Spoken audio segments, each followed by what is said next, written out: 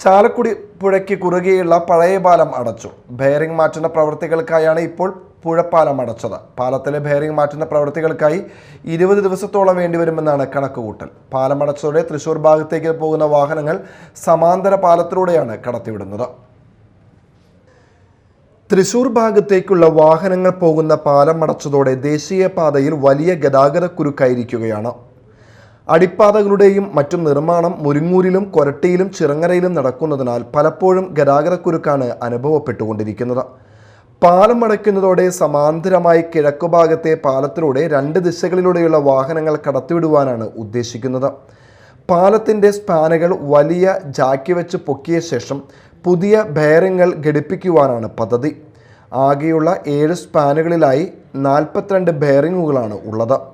ദേശീയപാത നിർമ്മാണ കമ്പനിയായ ഗുരുവായൂർ ഇൻഫ്രാസ്ട്രക്ചറിനാണ് പാലത്തിൻ്റെയും അറ്റകുറ്റപ്പണിയുടെയും നിർമ്മാണ ചുമതല. കഴിഞ്ഞ ഏപ്രിൽ 18-ാം തീയതി ഒരാഴ്ചക്കാലം പാലം അടച്ചിരുന്നു.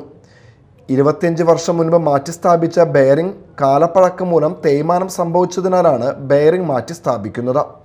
ജൂൺ മാസം സ്കൂൾ തുറക്കുന്നതിന് മുൻപായി പാലം തുറന്നുകൊടുക്കുവാൻ സാധിക്കുമെന്ന പ്രതീക്ഷയിലാണ്. മഴ പെയ്താലും നിർമ്മാണ ജോലികൾ കൃത്യമായി നടത്തുവാൻ വേണ്ട ഏർപ്പാടുകൾ ചെയ്തിട്ടുണ്ടെന്നും ബന്ധപ്പെട്ട അധികൃതർ പറഞ്ഞു. ഗതാഗത ക്രമീകരണത്തിനായി പോലീസിന്റെ നേതൃത്വത്തിൽ ട്രാഫിക് പോലീസിനെയും മറ്റു ഉദ്യോഗസ്ഥരെയും നിയമിച്ചിട്ടുണ്ടെങ്കിലും ഇരുഭാഗത്തേക്കും വാഹനങ്ങളുടെ നീണ്ട നിരയാണ്. ഗതാഗതക്കുരുക്കിന് പരിഹാരം കാണുവാൻ പോലീസ് പലയിടങ്ങളിലും വാഹനങ്ങൾ തിരിച്ചുവിടുന്നുണ്ടെങ്കിലും ശനിയാഴ്ച കൂടിയായതിനാൽ വലിയ കുരുക്കാണ് അനുഭവപ്പെട്ടുകൊണ്ടിരിക്കുന്നത്. Media time, Chalakudy.